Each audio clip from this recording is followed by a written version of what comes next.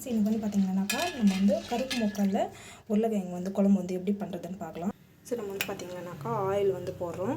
Oil போட்டுட்டு நல்லா வந்து காயட்டும். ஸோ கடுகு, சீரகம், கருவேப்பிலை பார்த்திங்கன்னா ஆயில் வந்து போடலாம். பார்த்திங்கன்னா பெருங்காயம் வந்து ஆட் டொமேட்டோ பியூரி வந்து ஆட் பண்ணலாம். ஸோ ஃபஸ்ட்டு வந்து மிக்ஸ் பண்ணிடலாம். நல்லா வந்து கொதிக்கிட்டோம். ஸோ மிளகாத்தூள் வந்து ஆட் பண்ணலாம். நல்லா வந்து வதக்கிக்கலாம்.